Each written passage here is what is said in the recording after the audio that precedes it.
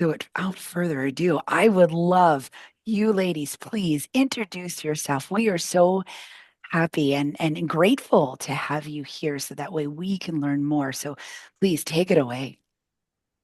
You Okay. go ahead, Jeannie. Okay. I'm Jeanne Gourley. I was in Vietnam from 1969 to 1970 with the Air Force, and I was an Air Force dietitian. And later, if you'd like, I'll tell you how I actually got in the Air Force and how I ended up in Vietnam. So that's another little story to tell, and I'm sure that my friend here, Mary, has a similar interesting story to tell. I'm Mary Wilson. I was in Vietnam from 1967 to 1968. I went over as a 19-year-old and I came home as a 20-year-old. We were at Tan Son Nhut Air Force Base and we bivouacked actually with the Air Force, who eats very well. And later on, we were moved to Long Binh and we were there for the rest of my tour. So, Okay. And Mary and I are both part of a Vietnam Women Veterans non-nurses group because there were over, I think, 10,000 nurses. Was that right, Mary? it's Probably. close to it, yeah. Yeah, about 10,000 to 11,000 nurses who went to Vietnam. And of course, Barry and I and all of our group are non-nurses. So the whole purpose of the group is to let people know that there were women there who weren't in nursing. I was closer to that realm because I was a dietitian at an Air Force hospital at Cam Ranh Bay, which started out as 10 beds in 1965. And by 1969, when I went, it was up to 675 beds. And 100 of those were like casualty staging flight for moving patients to Philippines or Japan for care, or sometimes back to the United States. So I had a close connection to nurses, but there were also a lot of us who were interpreters, worked in intelligence, clerical, um, aviation, intelligence, all kinds of other things that most people don't think about military women doing in Vietnam, but we did. Do you have anything to add to that, Mary? I think that probably it's important to recognize that we were line officers and enlisted women. The women that were there were incredibly young. The enlisted women that went to Vietnam were incredibly young. Most of us were in our 19 to 20-year-old range. We had never been out of the States before. We had volunteered. Most of us had volunteered. There were some people that, because of what they did for the services, were told they had to go. They did not volunteer. I was a volunteer. I put my name on the line and said, take me where you want me. And I ended up in Vietnam. The line officers were in several places. We had officers that were in charge of our barracks, our commanding officer, but there were line officers in Saigon and there were line officers all around doing various and sundry work that we didn't even know about until after the war. The enlisted numbers for women that served in Vietnam range in numbers from 700 to 1,100. The Department of Defense doesn't really have an accurate number. They have never made an effort to find out an accurate number. All we know is that we've been dying at an unhealthy rate for the last few years because of our exposure to Agent Orange. And we all had that no matter what venue you were in Vietnam. Um, we didn't sleep in air conditioned billets. We had screens on the windows, and outside of that, they had sand to protect us if a bomb was dropped. Um, Go ahead, Jeannie. Okay. Well, now that you brought up the not having air conditioning, the our kitchen, that was my arena because I was involved in food service, was not air conditioned. And when you think of the climate of being 100 degrees outside, and then you add ranges, stoves, and kettles for cooking. It was like 110 to 120 degrees in that kitchen. Fortunately, the people who ate in the dining room got to eat in air-conditioned quarters because they did air condition that. But all of us who worked in the kitchen, we just had a lot of intense heat, a lot of sweating. So, but we did produce a lot of meals. We had probably 800 people going through the dining room, the staff and ambulatory patients for lunch and dinner. And we did have 18 wards with patients that we took food carts to. And one little story about that is because of the heat of the kitchen, you could not put the Jello in the cart until right as you were wheeling it out the door. So I had a friend who was artistic, and she drew a little picture of Snoopy jumping up and down and saying, "Don't forget the Jello." So, oh, Where we ate at Long Bend was the 24th and Back Hospital, and we had roll-ups. I don't remember any air conditioning when we were sitting and eating. Food was okay, but we didn't have air conditioning. So I think we had it in our headquarters where I worked, but it was only at the very end of my tour. So we were pulled out of our beds several times because they believed that there was a breach of security, and we had to go down. Our Women's Army Corps barracks had to go down and ensure that nothing had been taken or stolen from the headquarters. So it meant not frisking, but just looking over all the things that the people that worked there, which is not something new. They worked in Afghanistan. Afghanistanians worked for us, and it was the same with Vietnam residents. They would come and work for us, so we had to make sure that they weren't walking out with any classified information. We had to do that several times. When there were bombs going off around us, we had to go to bed in our uniforms and have our pot hats so we could grab them and go. Did you have that too, on? yes, we did. Yeah. Actually, when I went to Vietnam, it was I had just joined the Air Force. Well, I joined after college and did my dietetic internship because a really savvy recruiter said, "Where are you going after college?" And I said, "To a dietetic internship." And he said, "How would you like to be the only intern that has a salary?"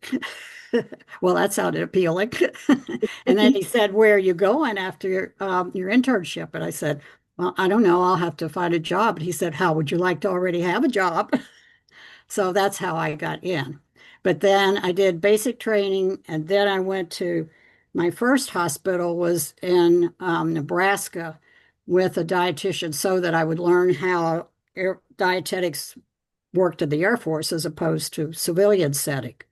So about halfway through, she said, "There's a new junior dietitian slot opening up in Vietnam. How would you like to go?" And I thought, huh. So I hadn't even been to my first assignment yet. So, and she said, "And it would be really good for you career-wise." And like, I'm just joining the Air Force and I'm not thinking career. But anyway, I said yes. So that's how I got to Vietnam. But we did have, and one of the sales pitches for me going there was she said, they only have a rocket attack at Cameron Bay once a year. So, Oh, okay. So I got there, and 2 weeks in, there was a rocket attack. And for that, let's see, for that whole year, we ended up having over 25 rocket attacks that year, which is probably still not a lot, but it was way more than I was expecting to have. Unfortunately, none came nearer to our barracks or our hooches, we called them. that's right. Well, I remember Tet. We were lined up to go and get our paychecks. We got cash. And I was lined up. I think I was the second one. Company commander was doing the salute and telling social security number and our rank and date of birth. And the person in front of me, um, when the bombs started going off, and we were literally right there, she jumped underneath the desk. And I stood there and looked at my company commander, Peggy. Gosh, I can't think of her last name. Isn't that awful? Anyway, Captain. I said, what do I do now? And she said, you get on the ground. So I tried to get in under the desk with this other person, and there wasn't room. So I just sort of laid in there while the bombs started dropping all around on the 503rd ammo dump. I remember that well.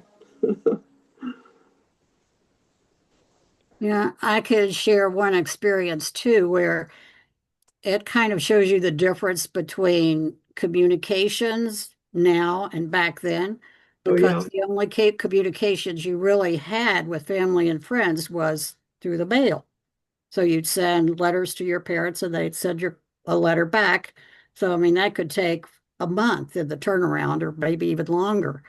So one time there was an Army 6 convalescent center that was about 2 miles from us that had Viet Cong running through and throwing satchel charges, explosives, into the hospital ward buildings. So we got at the Air Force Hospital, we got casualties from that. There were probably at least 35 that were admitted and 100 that were treated. So, I mean, that was over, and we just moved on to the next thing until all of a sudden I got a letter from the dietitian that had instigated by going over there to begin with, and it was a fill out the form, and it said, Jeanne is okay, block, you check that off, or Jeanne is injured, block, check off. And she knew two other people there, so she said, Major so and so is injured or are okay, and you check that off. And then I got a letter from my parents who were all upset. And the problem turned out to be that in the US, the newspapers all just said Cameron Hospital attacked. So all of them who knew that we were at Cameron Hospital just assumed it was us. So that's what all the concern was about. But it was interesting that, we didn't know that to really try to reach out to anybody to tell them that we were okay, because we didn't know that the newspapers had actually written it up as just plain hospital, so nobody knew whether it was Army or Air Force. Wow. All we ever heard from the news or from the States was, who was demonstrating and what was going on and hating Vietnam and getting out of Vietnam. And here we all were, doing what we were told to do and volunteered to do and getting killed and being brought home and wounded and so forth. So that it was not a good feeling not to know that you didn't have the full support of the country. But Yeah. we did our jobs and kept on going. I was attached to the Engineer Command. The Women's Army Corps was its own unit at that time and place. It dispensed. It stopped being a unit of itself, I think, in 1975. I can't remember exactly, but I have that memory problem. But anyway, I was attached to the Engineer Command, and what we did there was do orders for construction, which would be done. And sometimes the next day we would have the same orders for the same place because it would have been bombed out. Most of them were landing zones for equipment to be dropped off and from helicopters or helicopters themselves to land to get in and out of areas that were hard to get into. And it was rewarding to know that they were being built, but then you'd come in and you'd sadly find out that it had been blown up and you'd have to redo it. But that was just the war.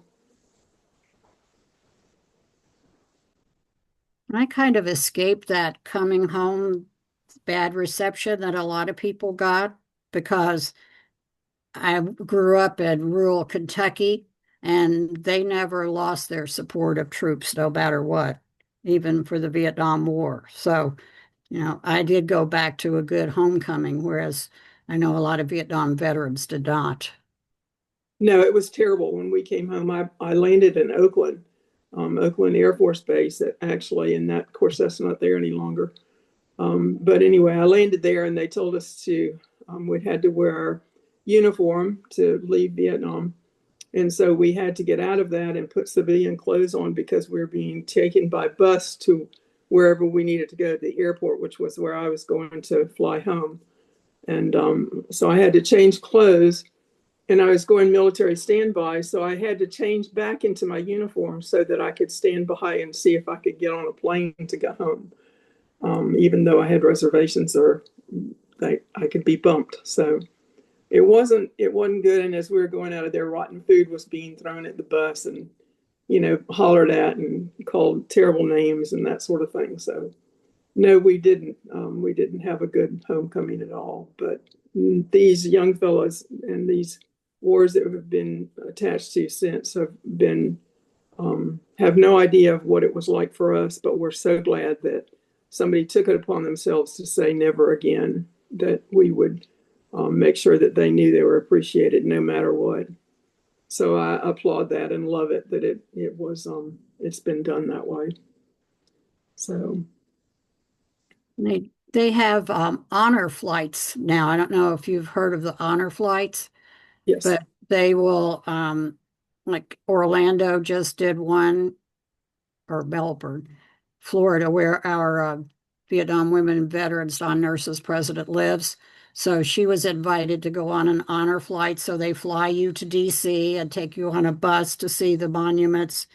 And then when you land at the Baltimore Washington International Airport, they have a whole entourage of people with signs and welcoming you. And people have dogs that they have decorated in patriotic costumes.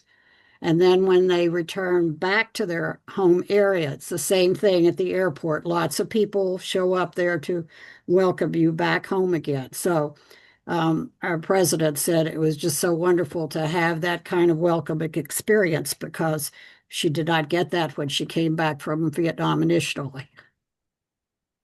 Speaking of our organization, I pulled out my book. We do have a book that was written by numerous people. I'm not even going to name them, but it all came about because we had three women that went to the opening of the Women's Memorial down at the opening to the Arlington Cemetery. And three of them got together and saw each other. They spent the several days together and realized that nobody had ever done anything about trying to get us all together to have some sort of a recognition of us. They didn't know where half of us were, and probably more than half. But anyway, the three of them got together. Priscilla Wilkowitz, Marilyn North, and Claire Dubois got together and started looking us up.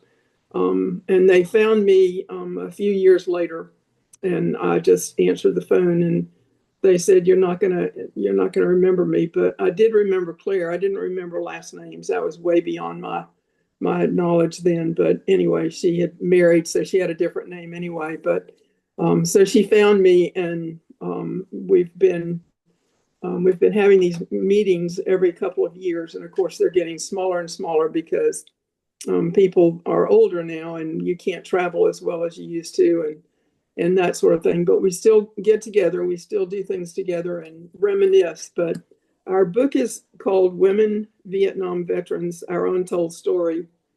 And several people have done stories about us, but it's not as comprehensive as this book. These are all in the words of the women that served. And they have entered a little story about themselves and how it was with them, and pictures, and a lot of times pictures of themselves. So it's a good book, and you can find that. I think it's in the Library of Congress, isn't it? Do you remember that? I think it is, but you can also get it from VFWs and American Legions. They usually try and have those in their area of where they're keeping things for veterans and for the future. So So if you're really interested in knowing more about us all, that it's a great book. It'll make you laugh, and it certainly will make you cry. And so many of them are gone now. The woman that did this T-shirt for us, Jinx, is no longer with us, and we've lost so many. And but it's a lovely group, and we're just representatives of part of it. We can't see your T-shirt. Could you pull back? So, what's on your T-shirt? It says, oh, well, I'll do that. Can you see it? It's just, it has a tree on it, and the Vietnam women veterans, but it's got also the armed forces of all of us that served. The National Defense Medal. Yeah, and yeah, that's right, the National Defense Ribbon. We're entitled, the women that served are entitled to the same medals that the men brought home and wear. And you'll notice them tomorrow. This one especially, and there's also a green and white one, and then there's a National Defense Ribbon too, because National Defense Ribbons are given only in time of war. So those 3 bars are the ones you'll see most likely of Vietnam veterans tomorrow, because we do proudly wear it, especially on tomorrow. So.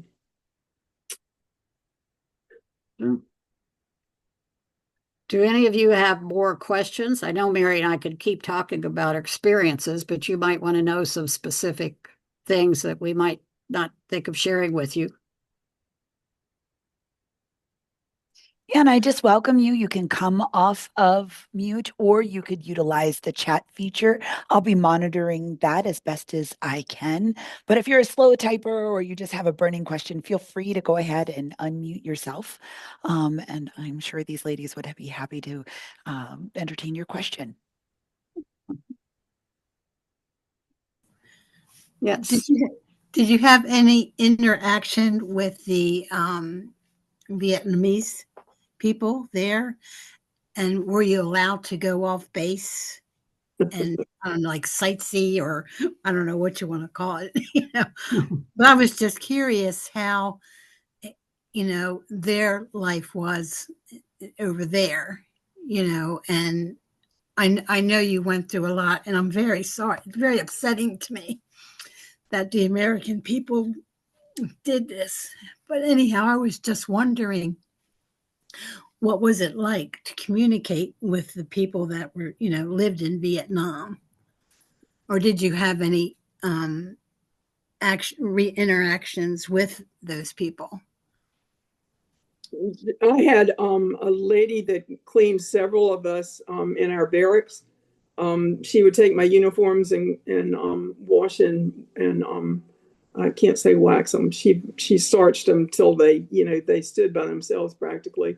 But she was lovely. I didn't see her very often because she would come while I was at work, which is another thing. Our days of work were sometimes, and most times, 12 hours. They tried to keep it to 8 or 9 or 10, somewhere in there, but long hours.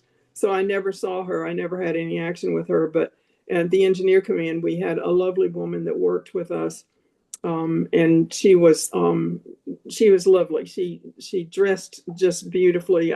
And she spoke great English. And when I left there on my last day, she gave me a Vietnamese doll, which I'm sure you've seen them, and it meant the world to me. And I've still got it. Don't know what happened to her, but I'm hoping only the best.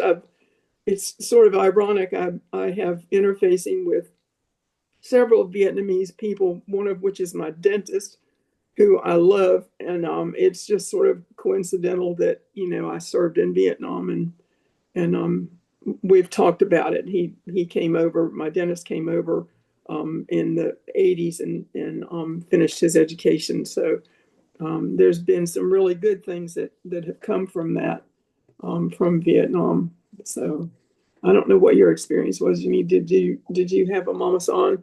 Because that's what they were. No, we didn't have any mama sans to clean our quarters. We had to do that ourselves. But I did have Vietnamese ladies that worked at our kitchen, mostly cleaning, and they did not speak any English at all. So it was sometimes hard to get over what you wanted to do that was different. Yeah. And And I think Mary alluded earlier to the fact that you had to watch that they weren't taking things because, they lived under Horrible. difficult circumstances too.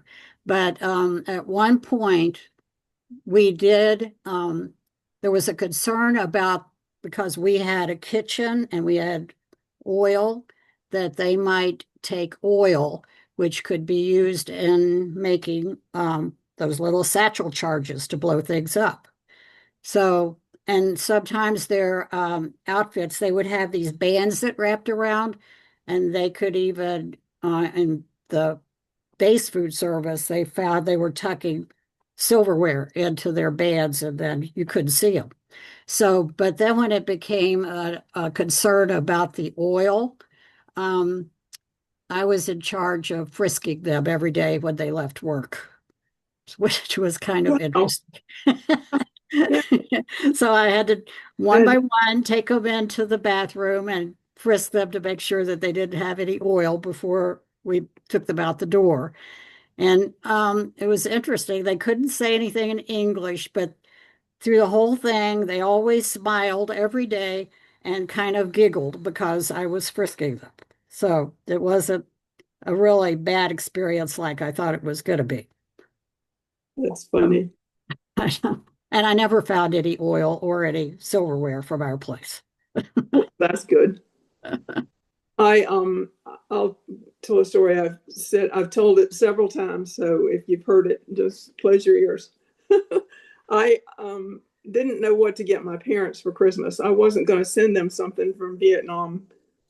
I just thought I had to find something nice for them for Christmas. So in June, before we moved from Ton Snoot, which was right next to Saigon, and we did go into Saigon when we had a half day off or so until that was stopped too. But I went into Saigon and had my picture taken.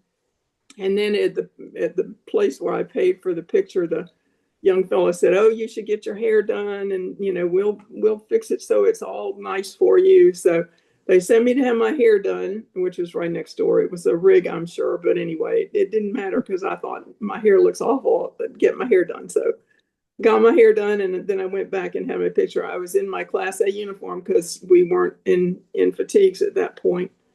And so I had my picture taken, and unbeknownst to us, the very next week we were moved to Long Bend. My picture wasn't going to be ready until the following Saturday after we were gone. And I thought, well, there goes my picture, because I certainly couldn't tell my company commander that I had to go into Saigon to get this picture. So I didn't, I never told anybody. I just went along and said, that's that. So then I had to figure out something else for my parents. Well, I guess probably in August sometime, my first sergeant, Marion Crawford, called me into her office and said, "Is this yours?" And I opened it up. It was in an envelope that was marked Air Force. And I opened it up. It was bent in half, was this picture that I had taken back in June.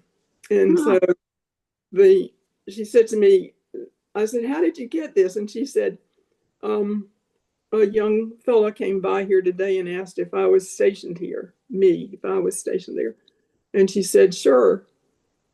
And so she accepted the picture and said, "Thank you very much." So when I came in, she was all, wanting to know what had happened and how all this had happened. So I told her, and the picture had a bend in it so severe that my mother, when I sent it home to her and tried to straighten it out, they couldn't even straighten it out where she had it framed. So it never was ironed. Nothing was ever done to it. The crease remained in it. So it's out in our house now. My parents are both gone, but it made it home for Christmas. So that was one of the nicest things I think that ever happened in Vietnam, was getting that picture back. I never knew who he was. I don't know if he came home. I know nothing about him, unfortunately, but she never got his name or anything. So, but anyway. And to answer Mary's other question, she asked about if we got to go off the base. Cameron Bay was like a little peninsula, so there were no Vietnamese cities or anything. There were just some tiny villages, so you never really went off base for food or to do anything. So pretty much my off base was sometimes there were menu meetings with Army dietitians as well. So we traveled off base for those events. And it was always seemed strange and it was kind of frightening because you're in the back of an open truck just sitting there and guys in the truck that have guns. So, but we always made it to the menu conferences. And a couple of times I got to go to one of the Vietnamese orphanages with some of the doctors who went. And a couple of times we were able to get food and our order from the Army depot, baby food from the Army depot. So we took some cases of baby food. But those were always sad to see those orphans, and they did not have access to the care that we're always able to receive here. So they sometimes looked a little underfed, malnourished, and ill. But the medical staff did the best they could to occasionally visit the orphanage and help them. I have a question. Did you provide special food for holidays? Yes, we did. uh, and most of the time you could plan your menus and get that food, but the Army procurement system was a whole different thing. One thing is we had the hospital had for the food service a refrigerated van. So you could go to the Army depot, which was like 2 or 3 miles away, and pick up the perishable foods in your van. Well, when I got there in July of 69, the van was in the shop being repaired because the refrigeration unit went out. It was out for like 5 months at the shop. We got it back, used it to go to the Army depot for a week, and the air conditioning went out in the thing again. So it went back to the shop. I never saw it again the rest of my tour. So it was only there for a week out of the year. So getting to the Army depot always meant every time you went, you had to be able to find a military vehicle because our food service had no vehicles. So we had to find a truck from someplace every time we went to the depot. And then, of course, they weren't refrigerated units. Sometimes you wouldn't have, there was a bakery on the peninsula, Army bakery. If they couldn't get flour, they couldn't make bread. So sometimes you could get bread. Milk, of course, we didn't get regular milk. The milk was made on the peninsula in a little Army factory. It was combining powdered milk that they got from the US and coconut oil and water. So we had that in our dispenser in the dining room. Soldiers that had come in from out in the field just thought that was the most marvelous thing ever, having that milk. But a lot of people on the staff just could never quite acquire taste for that coconut oil filled milk. So, but that was but we did try to have some special meals for the holidays, and most of the time we were able to pull it off. But sometimes you just could not acquire what you had on the menu, which also made it really difficult when you had patients on special diets. Mm-hmm. So we tried hard to meet the needs of those diets, and most of the time we did pretty well. And sometimes doctors came in and they really didn't understand that they weren't able to get the same things that they were in the States. So I had a diet request from a physician a couple of months after I got there for a low calcium, high phosphorus diet. So, so I had to contact him and I'd say, you do know that this is something that we can't do here. We just don't have the foods that we need to prepare this. So, and it was interesting because that patient's name was one that I knew on that special diet in Nebraska where I'd come from. And I have no idea why they would send him to Vietnam when he had a condition that he did and needed that kind of special diet. So the diet instruction went away, and I have a feeling he got sent back home to the US. So, but acquiring the foods was always a challenge.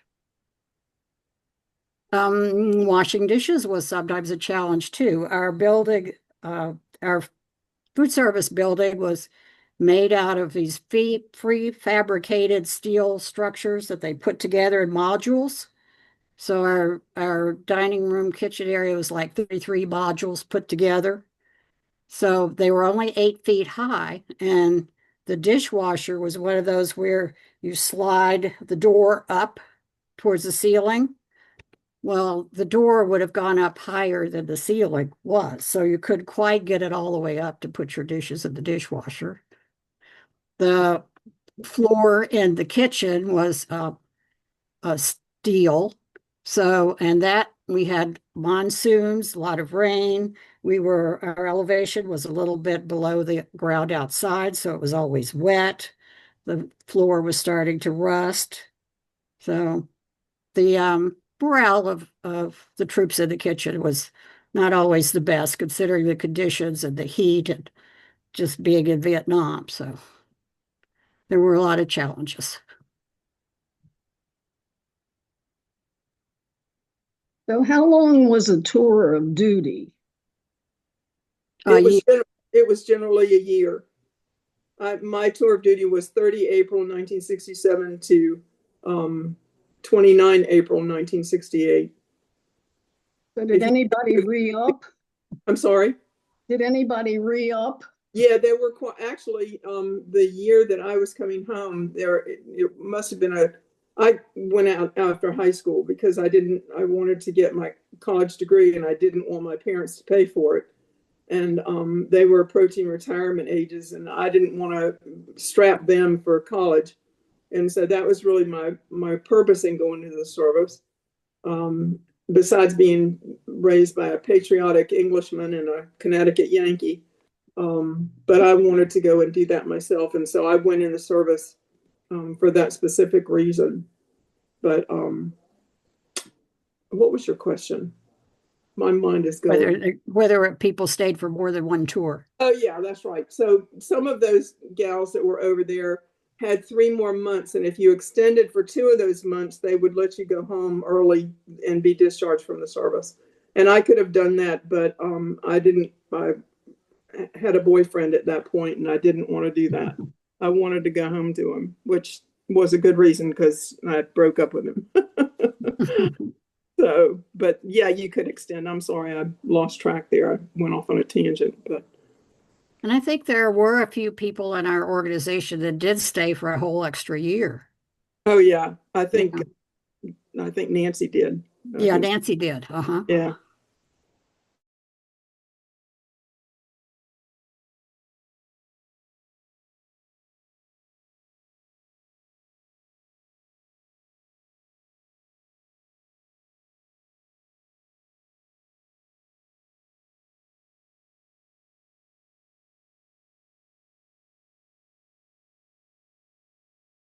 I was actually active duty for 8 years, and then I met a Navy guy.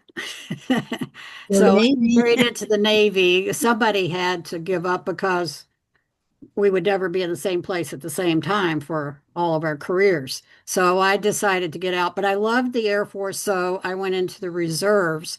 So I ended up retiring as a reservist with 26 years of of duty combined, active and reserve. So, and I don't regret having that long career. I love the military. My son was military too. Of course, my dad and a lot of my uncles, they were all Navy men. So my husband's Navy and public health. Yeah. Yeah. How were you treated? In common. How were you treated by the men who served while you were there? We were treated so nicely. They had not seen American women. So there were cat calls and, oh, come on out with me tonight, just kidding around, but just grateful to see somebody that they could say hello to. We had a baseball team that played against the guys. We didn't have enough to have two teams, so we played against the guys, and they loved seeing us out there, and just enjoyed it. And there were a lot of people that got married from guys that they met in Vietnam. So, and they were happy unions. One of them's been married well over 50 years. So there were some good things that came out of it, but at the time it wasn't. but Have you all been back in the past years to Vietnam? Any of the cities there? No, I never have returned. yeah, I in a lot of ways I would like to, but Yeah, me too. But Well, never.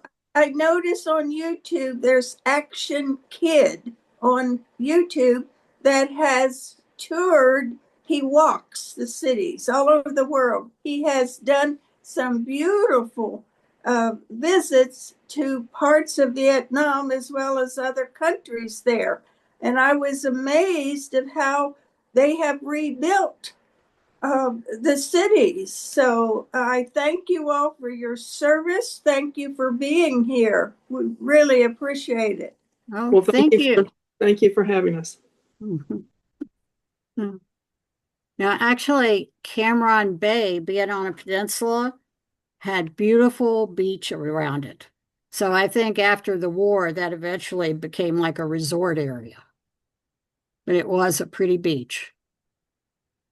When you look at the architecture that was Vietnam, obviously back in the day, it really was gorgeous. It must have been a gorgeous country before we got involved and before the French before that. And so some of the architecture was just really magnificent.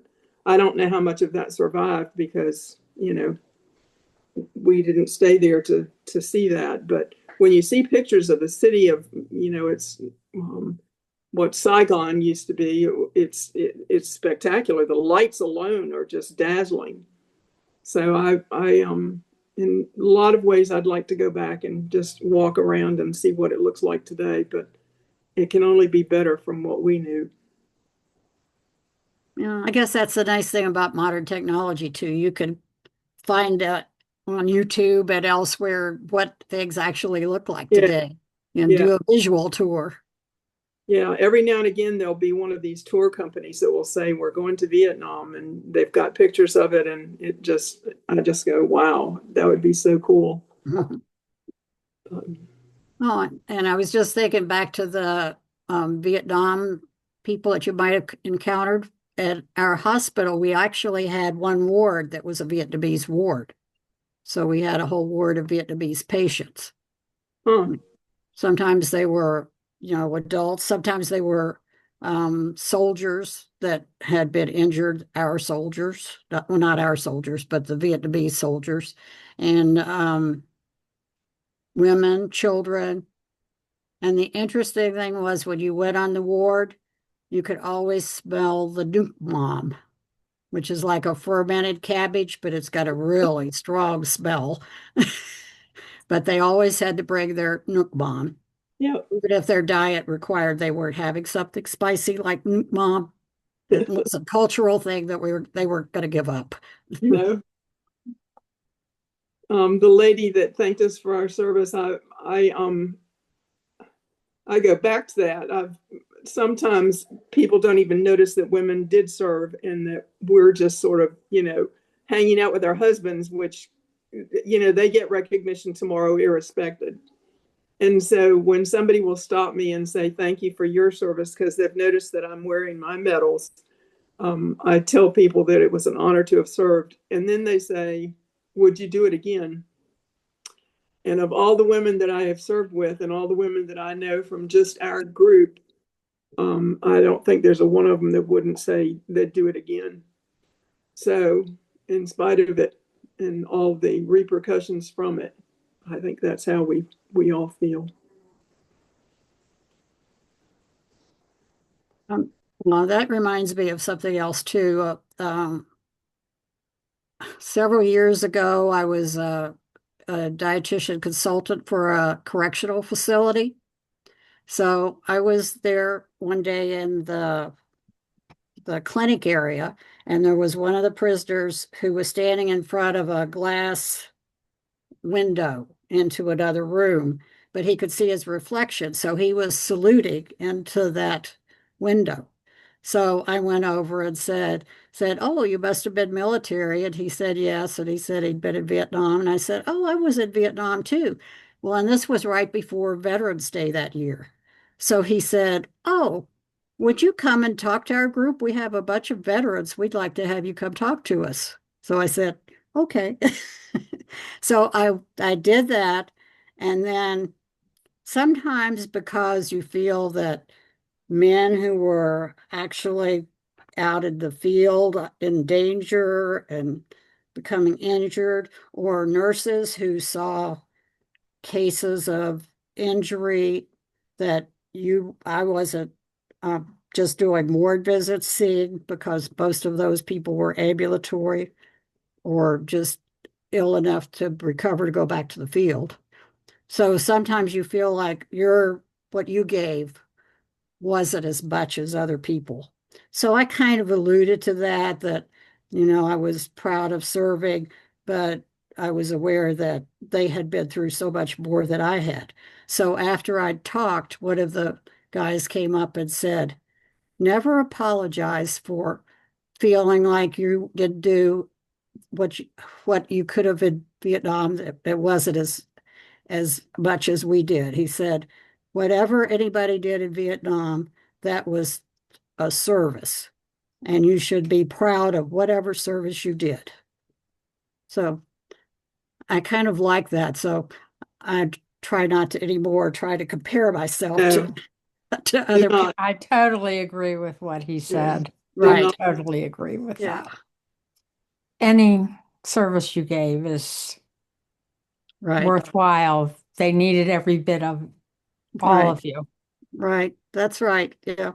We were all a piece of the big picture. Hmm. So, yeah. I went to Harford Community College years ago, and I do mean years ago. And the kids that were in the room, there was another one of our members, Sonia, went with me, I believe that time. And we talked about Vietnam, and these kids, I looked at them and I thought, they have no more conception of what Vietnam was than fly the moon. And they didn't. They had nobody in their immediate proximity. No uncles had served, no fathers had served. But there were several of the kids that said that their grandfathers had served. And of course, it made me feel, I wasn't that old then. And I thought, wow, that makes me feel old. And here I am now talking about it, and I'm old. It still brings back those memories like, they were fresh from yesterday. But I left those kids with a good idea of what it had been like to serve, because they really had no concept. And I wanted them to have at least a partial idea. There's a highway going into Bel Air. I forget when it was dedicated, in memory of in honor of all the Vietnamese veterans from that war. Oh, I don't know if it's Route 28. It's the road. It's Route 24. 24. Yeah. Yes, oh, and it has a big monument to the side. So anyone going past that, young or old, that shows how important the memory is and the honor of the veterans there. They said, they told me once that the state of Maryland was going to put a memorial on one of the stop restaurants, where you go into gas and eat something. That they were going to put a memorial there just to women, which would have been nice, but I don't know if that ever happened either. That was years ago, but money's always a concern, you know how that is. So, but anyway, the thought was there.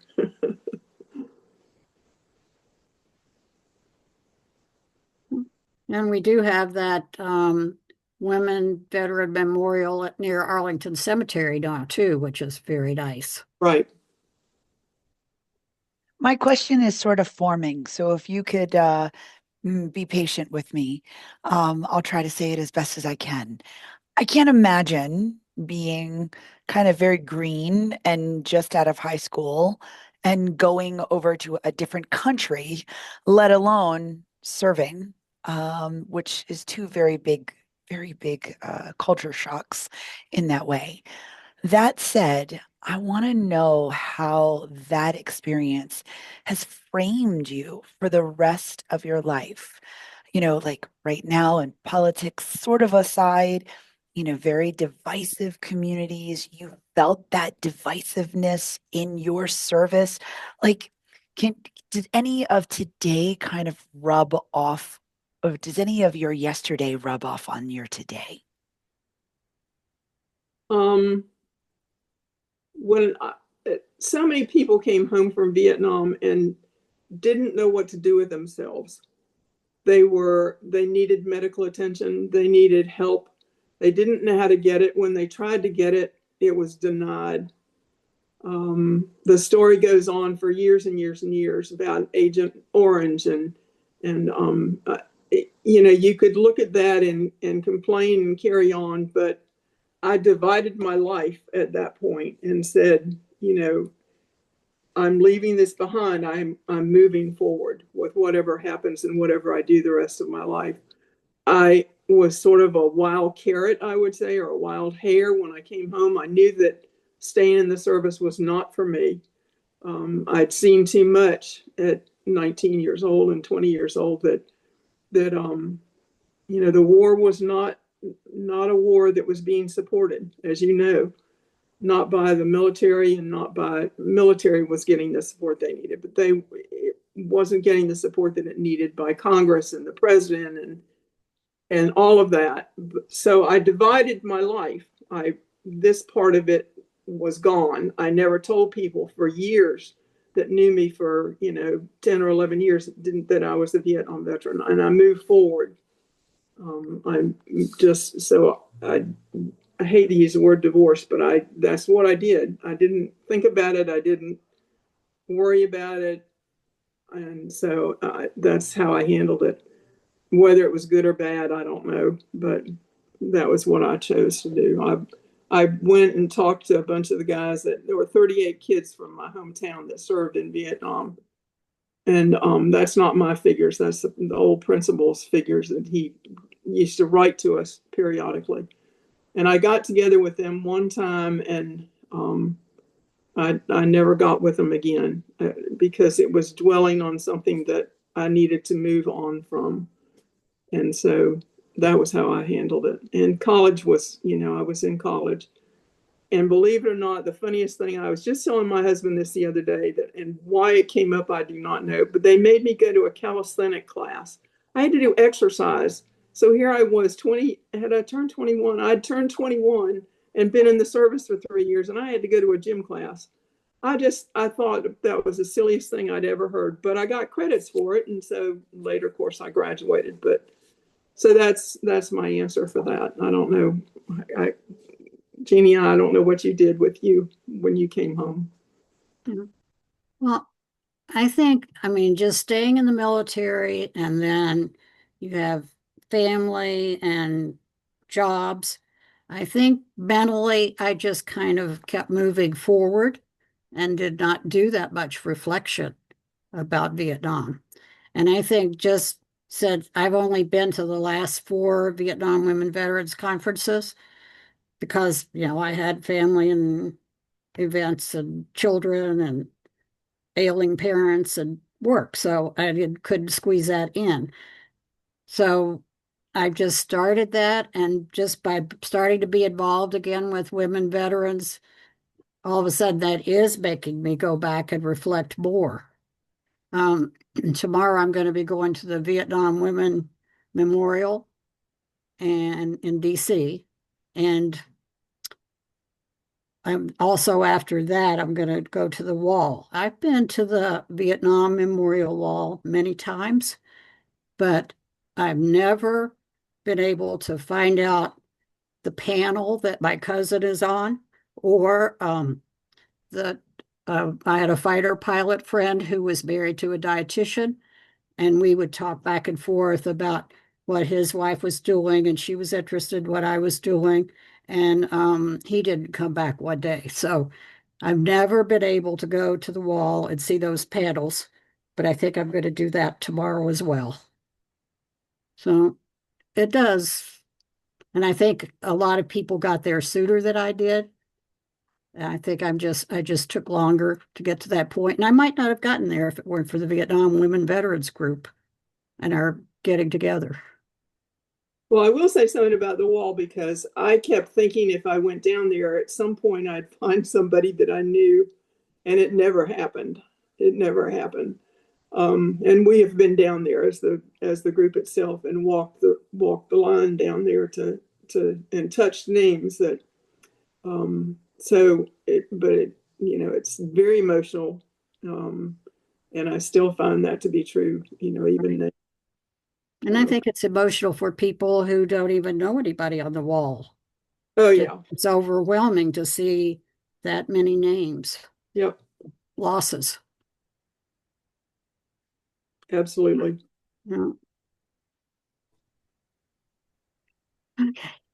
So, there was a very popular book that came out last year that many of us read. It was called The Women.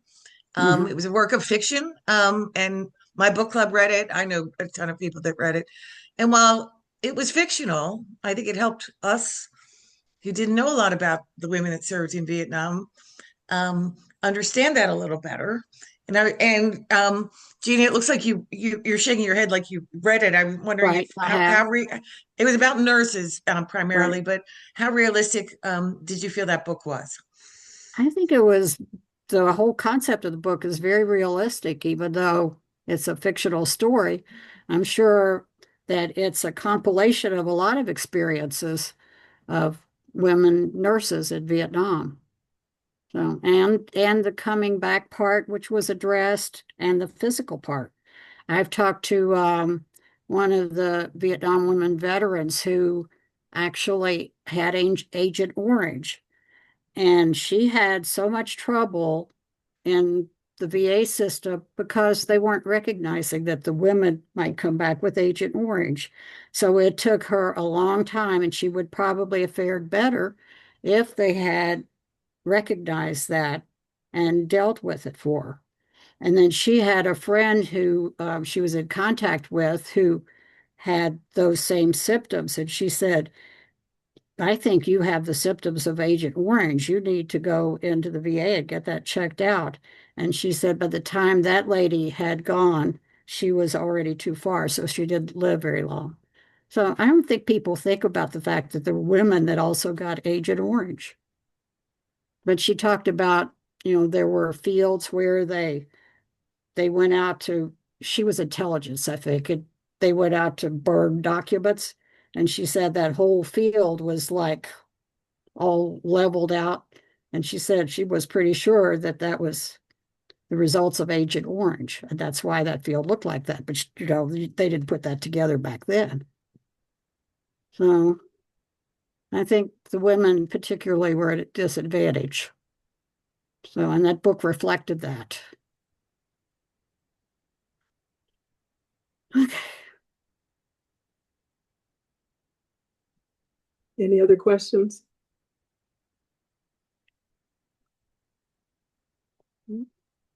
Well, hearing none, again, Mary, Jeannie, thank you for giving Thank not you. only your service to our country, but also your time today. So that way we get to hear from your perspective, and your story and legacies live on. And again, that also paints us today. So your yesterday and your service today will continue. So thank you. Appreciate all that you joining in. We're grateful that you also took your time to be with us today, and just say thank you to these awesome women veterans. So thank you. Thank you for having us. Thank you for having us too. Thank you. Thank you for your stories. Thank you. Thank you. Thank It you. was very interesting. Thank you very much. And thank you And, for your and happy Veterans Day. Thank you Thank very you. much. Happy Veterans Day. Thank you. Goodbye, See you everyone. soon. Yes, enjoy your day. Thank you. You too. See you later. Bye, Mary. Bye bye.